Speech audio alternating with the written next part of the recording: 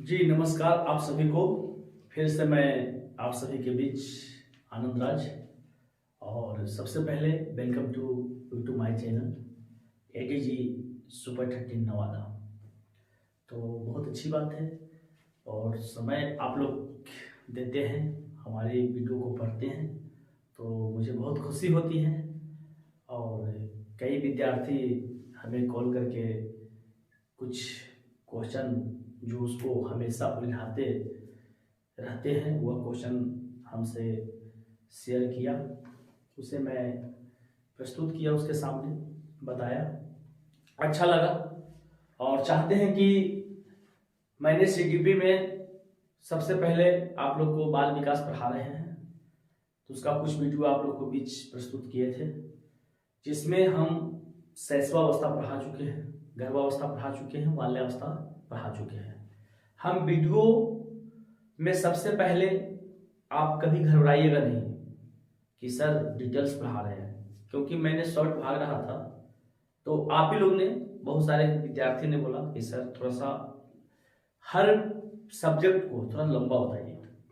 तो सही बात है, जब तक थ्योरी पूर्ण जानेंगे नहीं क्वेश्चन आएगा फिर फंसेंगे। तो मुझे कहना है कि आज हम आप लोग को बीच एडोलेसेंस दिखाएंगे। बाल विकास की अवस्था में सबसे पहले हम लोग पढ़े थे गर्भावस्था, याद कर लेंगे, कंसेप्शन पीरियड। दूसरा पढ़े इन्फेंसी, तीसरा पढ़े हैं चाइल्डहुड, और आज हम लोग पढ़ेंगे एक नया जीवन का काल, है ना। नया जीवन का काल, क्वेश्चन पूछ देगा नया जीवन का काल किसे कहते हैं, तो क्या बनाइएगा। तो आज हम लोग क्या करना है कि नया जीवन का काल पढ़ना है।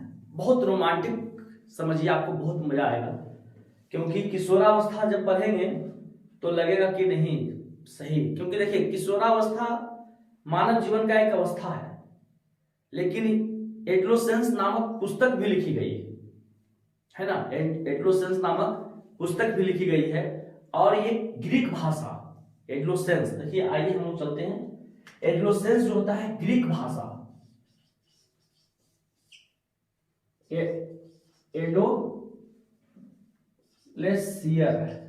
एडोलेसियर से बना है, ग्रीक भाषा के एडोलेसियर से बना है, जिसका शाब्दिक अर्थ होता है परिपक्वता की ओर बढ़ना।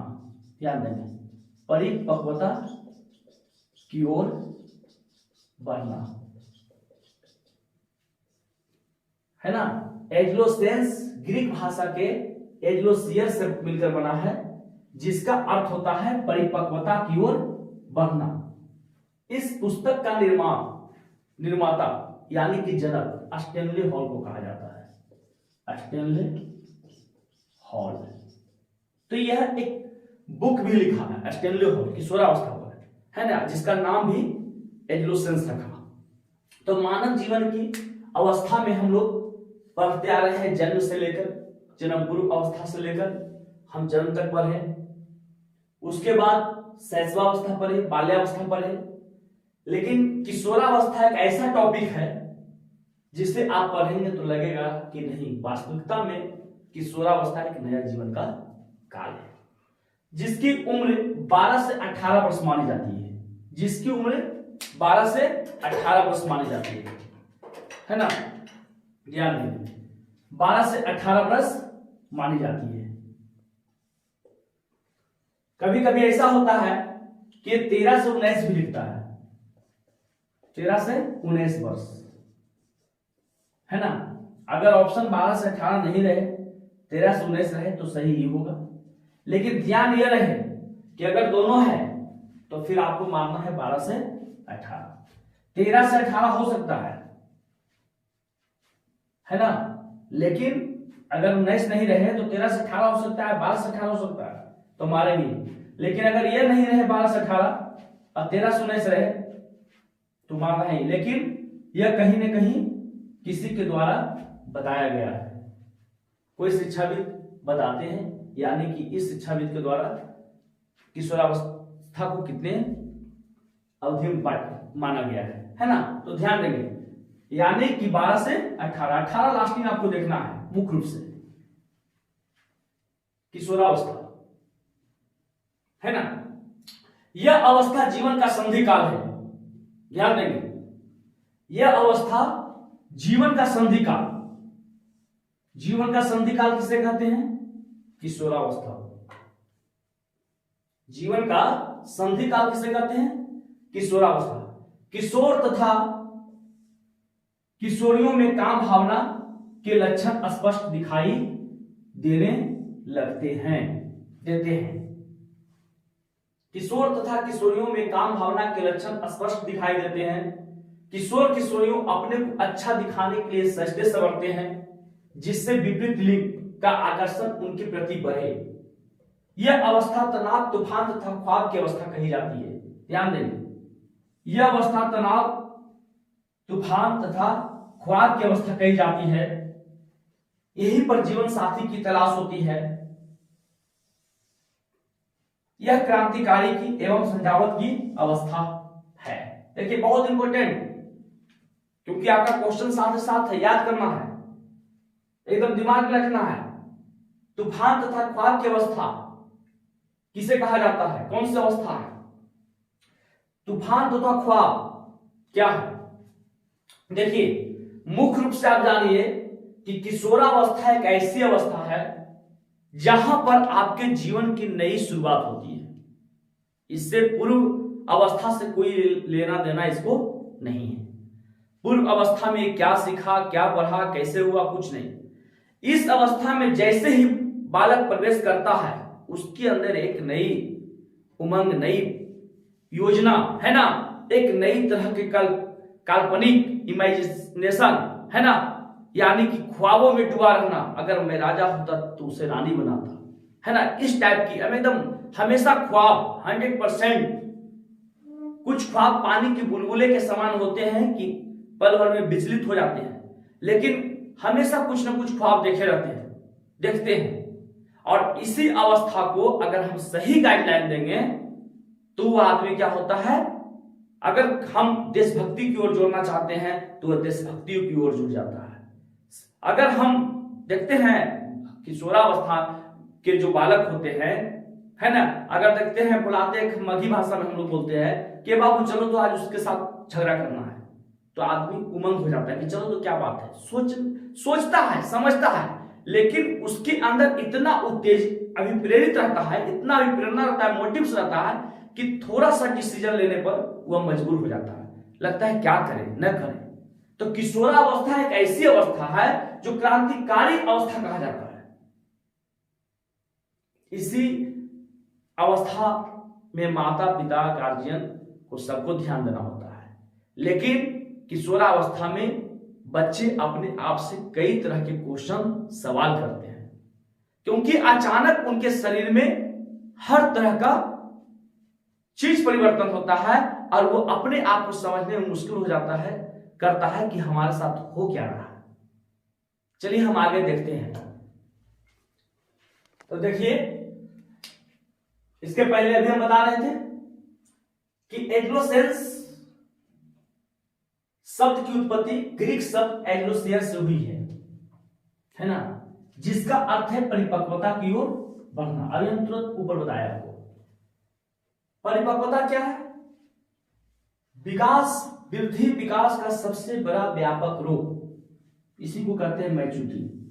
वृद्धि हुआ, विकास हुआ, लेकिन वो परिपक्व नहीं हुआ। नहीं कहता है परिपक्व नहीं है, बच्चा है, थोड़ा सा अकॉर्डिंग टू एज के अनुसार वो परिपक्व होगा।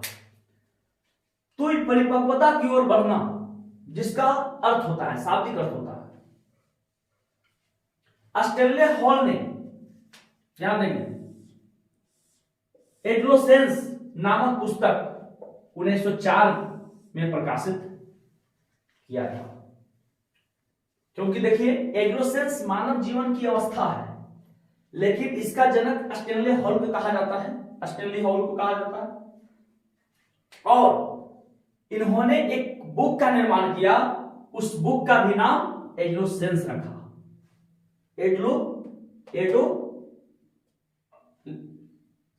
एडोलेसेंस रखा। कब किया निर्माण? 1940 में। इस पुस्तक में उन्होंने लिखा है, क्या लिखा है? किशोर में जो भी परिवर्तन दिखाई दे रहे हैं, ध्यान देंगे, किशोर में जो भी परिवर्तन दिखाई दे रहे हैं वे अचानक होते हैं और उनका पूर्व अवस्थाओं से कोई संबंध नहीं होता है। इसलिए इसी को स्टैनले हॉल को जनक माना जाता है। अभी मैंने आपको बताया कि किशोरा अवस्था में कोई पूर्व यानी उनका पूर्व अवस्था से कोई लेना देना नहीं होता है, यानी कि बाल्यावस्था व युवा अवस्था के मध्यकाल किशोरावस्था कहलाता है। यह एक नया जीवन का काल है। आगे देखिए किशोरावस्था की विशेषता में क्या करना है। किशोरावस्था की विशेषता क्या होती है? सबसे मुख्य बात समझना है बहुत बारीकी से। थोड़ा सा डिस्टर्ब हो गए हैं एक दो दिन से, इसलिए आपको कल से ज्यादा एनर्जी में पढ़ाएंगे। और डिस्टर्ब है विशेष तो सभी जानते हैं, फिर भी क्लास छूटे नहीं, दिल टूटे नहीं, यही तो प्रेम है। क्लास छूटने के बाद रेगुलरिटी टूट जाती है किसी तरीका से। अभी देखिए लाइव क्लास चल रही है, ऑफलाइन क्लास 3 से 5। सीटेट का बैच चालू है। जो नवादा के विद्यार्थी हैं वो आकर क्लास में पढ़े हैं। एक्चुअली क्लास में बहुत रनिंग ढंग से होता है और आपको हम देंगे मटेरियल तो देंगे यूट्यूब पर भी, लेकिन थोड़ा लेट होगा। लेट होते होते एक एक चैप्टर देंगे। कितना का वीडियो बनेगा? 2-2 घंटा का तो वीडियो बनता नहीं है, पढ़ने में मन नहीं लगेगा। कम समय में ज़्यादा से ज़्यादा मटेरियल। अभी हम जो भी मटेरियल दे रहे हैं समझना है। किशोरावस्था की विशेषताएं, शारीरिक परिवर्तन होता है। सबसे पहले अचानक शरीर में वृद्धि होती है। लड़का है देखिए मोछ आने लगता है किशोरावस्था में, बाकी समझ रहे हैं। मानसिक विकास होती है। घनिष्ठ व व्यक्तिगत मित्रता। देखिए किशोरावस्था के बच्चों में मानसिक विकास हो जाता है। ऐसा नहीं है कि मानसिक विकास नहीं होता है, होता है। समझिए हो ही जाता है। हर चीज सोचता समझता है, लेकिन स्थिरता का अभाव रहता है। देखिए समायोजन का अभाव रहता है। तुरंत उसका दिमाग मानसिक विकास काम करेगा तो ये कहीं ना कहीं पॉइंट होगा। स्थिरता व समायोजन का अभाव रहेगा। अब स्थिरता व समायोजन का अभाव किशोरावस्था से क्या संबंध है? क्वेश्चन होता है। जब आप बहुत विस्तार से पढ़ेंगे तो सभी का शारीरिक परिवर्तन से किशोरावस्था का क्या संबंध है, मानसिक विकास से किशोरावस्था का क्या संबंध है, घनिष्ठ व व्यक्तिगत मित्रता से किशोरावस्था का क्या संबंध है, बहुत विस्तार से पढ़ेंगे जब बीएड एमएड करेंगे तो। लेकिन यहां तक जान लीजिए कि किशोरावस्था में घनिष्ठ व व्यक्तिगत मित्रता होती है, बहुत अटूट दोस्ती। इतना जबरदस्त दोस्ती होता है, व्यक्तिगत दोस्ती भी होता है। छोड़ेंगे न हम तेरा साथ, वो साथी मरते दम तक। बहुत जबरदस्त। लेकिन वही बात है कि स्थिरता व समायोजन का अभाव रहता है। एडजस्टमेंट ज्यादा नहीं, अभाव, कमी। काम शक्ति की परिपक्वता इसमें माहिर है, एकदम हमेशा काल्पनिक। अगर मैं ये होता तो ये करता, ये होता तो ये करता, हमेशा। रुचियों में परिवर्तन व स्थिरता। रुचि में परिवर्तन होता है और जान ही रहे परिवर्तन संसार का नियम है।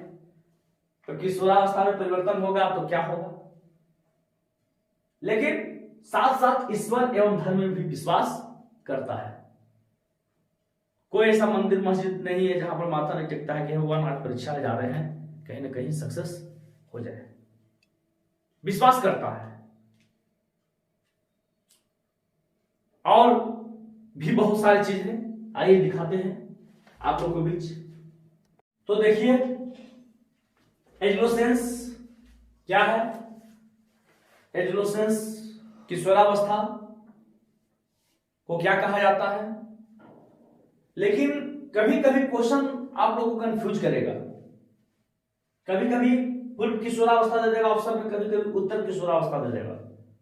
मत तो बीच का है, दोनों पेटी से चलता है, कुछ इधर का आंसर आता है, कुछ उधर का आंसर आता है।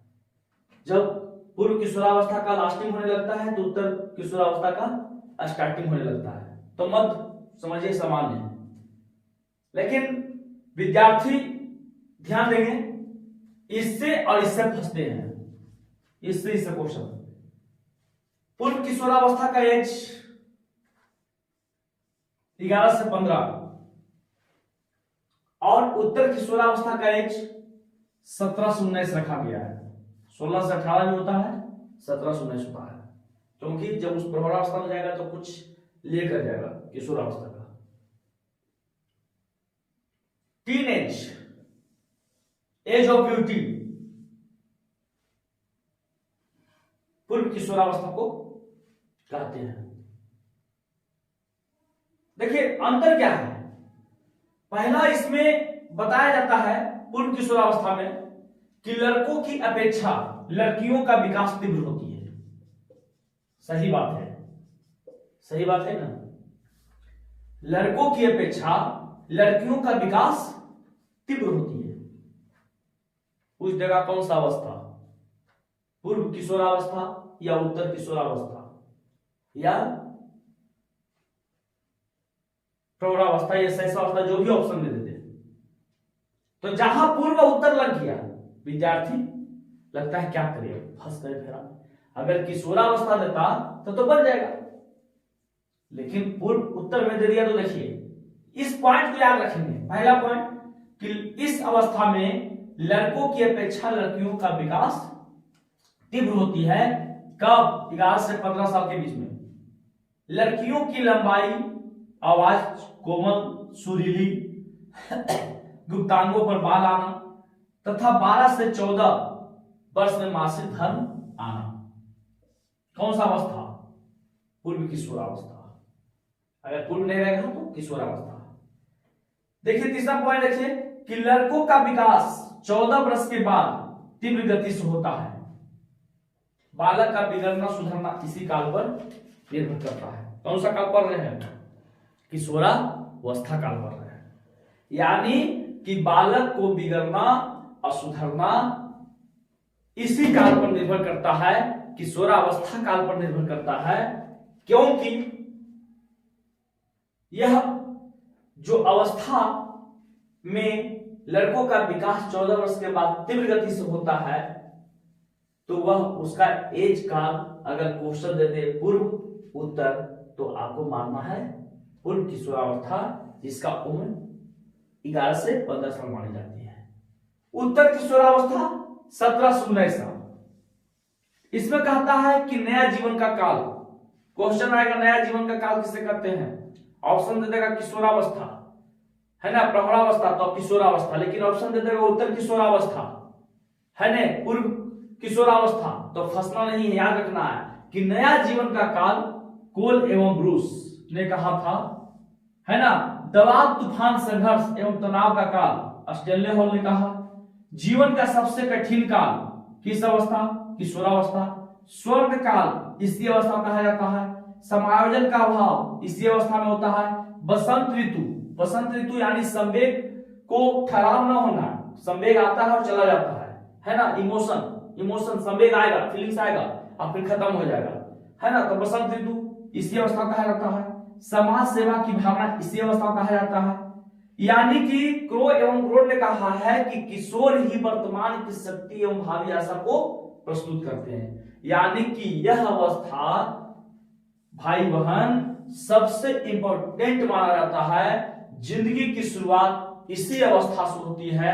दुनिया का सारा सपना इसी अवस्था में आदमी सोचता है, लगता है कि हमारे पास जहाज हो, बंगला हो, बढ़िया बढ़िया सपना देखता है इसी अवस्था में। और जब यह अवस्था क्रॉस कर जाता है, और फिर चला आता है प्रौढ़ावस्था।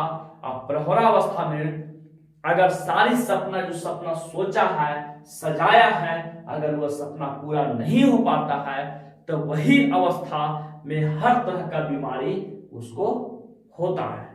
जैसे वह डायबिटीज का पेशेंट होता है, चाहे बहुत तरह का बीमारी, यानी कि वह हमेशा इस दुनिया में खोए रहता है कि मैंने जो सपना सजाया वह हम पूरा नहीं कर पाया, और उसका भाव, उसका संवेग एक बाल्यावस्था की तरह हो जाता है। देखते हैं घर में कहता है कि अरे बूढ़ा आदमी बहुत बोल रहा है, वो ज्यादा बकबक कर रहा है। तो अरे भैया वो बूढ़ा आदमी नहीं है, जैसे उम्र हो गया उसका 50-60 साल, तो समझिए कि वो बहुत सारे सपना सोचा होगा, सजाया होगा, और ऐसे भी उसकी प्रवृत्ति जो हो जाती है प्रौढ़ावस्था का, जब लास्ट 70 साल 75 साल यानी कि जब लास्टिंग एज होने लगता है तो हमेशा वो बाल्यावस्था की तरह हो जाता है। जिस प्रकार से बाल्यावस्था जीवन का अनोखा काल कहा जाता है, उसी प्रकार से प्रौढ़ावस्था भी क्या है, एक उसका चिंतन, यानी कि हमेशा जो विचरण करता है वो हमेशा सजाए हुए सपने के बारे में सोचता है। अंततः क्या हो जाता है, उसका तबीयत बिगड़ने लगता है, स्वास्थ्य खराब हो जाता है, और यही मानव जीवन की अवस्था है। अंततः वह राम नाम सत्य होता है, चाहे प्रकृति की मौत से हो या किसी भी मौत से हो। तो हमें क्या है कि मानव जीवन की अवस्थाएं में हम कंसेप्शन यानी जन्म से लेकर मृत्यु पर्यंत तक हम लोग पढ़ते हैं। यही हुआ। विकास को प्रभावित करने वाला कारक क्लास आप लोग का ये 8 होने जा रहा है, क्योंकि पहला मैं जो चैप्टर दिया था, है ना, वह समझिए कि समाप्त हो गया है। बाकी डिटेल्स क्लास में है, और भी अगर कोई भी तरह का आपको समझ में नहीं आता है इस चैप्टर में तो आप डायरेक्ट कमेंट में करेंगे, ऐसा नहीं कि कमेंट में ना करेंगे। बाकी आपको किताब बुक से सहारा लेना है, डिटेल्स पढ़ना है। विशेष हम आपको सिर्फ पढ़ने का रास्ता दिखा रहे हैं कि कैसे तैयारी होती है, कैसे पढ़ाई होती है। विकास को प्रभावित करने वाला कारक वृद्धि विकास पर है, वंशानुक्रम, वातावरण, यह विकास वंशानुक्रम पर भी निर्भर करता है। आप देखिएगा वंशानुक्रम चलता है, अध्यात्म में बताया जाता है कि 7 पीढ़ी पीछे 7 पीढ़ी आगे एक पीढ़ी अपने, यानी कि टोटल 15 पीढ़ी का गुण जेनेटिक 7 पीढ़ी। देखिए हम गाते हैं, हमारे पिताजी नहीं गाते थे, हमारे बाबा नहीं गाते थे, लेकिन बाबा के बाबा गाते थे, तो आज मैं गाना गाता हूं। उसी प्रकार से यह वंशानुक्रम पर भी निर्भर करता है, हेरिडिटी जो चलते आ रहा है। देखते कहीं कहीं बच्चा का मुंह मिलेगा नाना से, आंख मिलेगा मामा से, अरे इसका पैर लग रहा है इसके जैसा लग रहा है, यानी कि कहीं न कहीं वंशानुक्रम विकास को प्रभावित करता है, बालक के विकास को प्रभावित करता है। हेरिडिटी का बहुत बड़ा योगदान होता है, बिना हेरिडिटी का कुछ नहीं होता। पैतृक गुणों जेनेटिक चलते रहता है, पिता कुल हो या माता कुल हो, लेकिन अधिकतर पैतृक कुल वंश लड़कों पर ज्यादा प्रभावित होता है, मैत्रिक कुल लड़कियों पर। लेकिन यह लिंग भेद करना उचित नहीं है। किताब में क्या लिखा हुआ, इतना जानिए कि बालक के विकास में वंशानुक्रम का भी अहम भूमिका होती है। ठीक उसी प्रकार से वातावरण, इन्वायरमेंट, बहुत अच्छा बालक है, अच्छा सोसाइटी है, लेकिन अगर वातावरण अच्छा नहीं है, हम अच्छे हैं लेकिन वातावरण यहाँ का अच्छा नहीं है, हम जिस परिवेश में जिस वातावरण में बच्चों को रखेंगे उसका विकास उसी के अनुरूप होगा। ऐसा नहीं कि अगर हम चोर के पूरा संगत में हैं तो कम से कम चोरी का असर नहीं आएगा, आइडिया सीख जाएंगे कि नहीं चोर कैसे चोरी करता है। तो इन्वायरमेंट, गुडविल इन्वायरमेंट होना चाहिए बच्चों के विकास में। अगर बच्चे पढ़ते हैं तो उन्हें अच्छे तरह का क्लासरूम होना चाहिए, घर में उनकी फैसिलिटी होनी चाहिए, घर में वातावरण अच्छा होना चाहिए, तभी तो बच्चे के मानसिक विकास होगा। ऐसे तो बच्चे का विकास होगा नहीं, संभव है नहीं। बच्चे का विकास होगा लेकिन अर्थपूर्ण होगा, पूर्ण नहीं होगा। तो यहां पर भी आती है कि सबसे पहले मानव जीवन के अवस्थाओं के विकास में, चाहे वह बच्चा शिशुअवस्था का हो या बाल्यावस्था का हो, डिजेंट मैटर यानी कि बच्चों के विकास में वंशानुक्रम और वातावरण का बहुत अहम भूमिका होती है। इसके बाद ही जितना भी विशेषताएं हैं, चाहे वह परिवेश हो या खान पान हो या जन्म दर हो या बहुत सारे प्रजाति हो, हर तरह का विशेषताएं बताया जाता है। लेकिन दो तरह की विशेषताएं जो वंशानुक्रम है, वातावरण है, यह मानव जीवन के विकास में, बच्चों के विकास में अहम भूमिका लाती है। तो कहने का मतलब हुआ मेरे दोस्त कि आज हम लोग पहला चैप्टर समाप्त कर चुके हैं। पहला चैप्टर में हम लोग बहुत सारी चीज पढ़े हैं, विकास की अवधारणा एवं अधिगम से संबंध। तो हम लोग अधिगम पढ़ाएंगे। पहले विकास की अवधारणा में सारा चीज समाप्त हो चुका। वृद्धि क्या है, विकास क्या है, वृद्धि और विकास में अंतर क्या है ना। वृद्धि विकास का आयाम पढ़े हैं। उसके बाद वृद्धि विकास की अवस्थाएं पढ़े हैं, मानव जीवन की अवस्थाएं पढ़े हैं। मानव जीवन की अवस्थाएं में कंसेप्शन पीरियड पढ़े, इन्फेंसी पढ़े, चाइल्डहुड पढ़े, एडोलेसेंस पढ़े, प्रौढ़ावस्था पढ़े और लास्ट मानव जीवन को प्रभावित करने वाला कारक क्या है। अब इसका मैं अगला चैप्टर क्वेश्चन दिखाएंगे कि क्वेश्चन किस प्रकार से आता है और कब कब आता है और कैसे आता है, और पुराने पैटर्न के अनुसार क्वेश्चन दिखाएंगे और फिर नए पैटर्न के अनुसार क्वेश्चन दिखाएंगे। क्योंकि क्वेश्चन की प्रवृत्ति क्या हो, देखिए चीज वही है, सिर्फ उसका रूप, रंग, आकार, यानी कि क्वेश्चन पूछने का तरीका चेंज होता है। अगर किशोरावस्था पढ़ा दिए हैं तो कहीं से भी पूछेगा तो आप बता देंगे। लेकिन आप फिर मैं बार बार कर रहा हूं कि आप हमेशा सिर्फ YouTube, ठीक है, मान लिया मेरा वीडियो देखते हैं, अच्छा लगता है, लेकिन जो चीज हम पढ़ाए हैं, एडोलेसेंस पढ़ाए हैं, तो घर में एडोलेसेंस बुक खोजिए। ऐसा नहीं YouTube, एडोलेसेंस खोलिए और उससे पढ़िए क्या क्या सर गलत पढ़ाए या सही पढ़ाए। अगर अच्छा पढ़ाते हैं तो मेरा चैनल को सब्सक्राइब करेंगे, खराब पढ़ाते हैं तो आपकी मर्जी है ना। लेकिन कोशिश करिए, अगर थोड़ी सी भी अच्छा लगता है तो आपका एक ही मकसद है कि आपको पढ़ना है, तो मेरा भी मकसद है आपको पढ़ाना। बशर्ते आप सब्सक्राइब हमारे बटन को दबाएंगे ताकि नोटिफिकेशन चल जाएगा। धन्यवाद।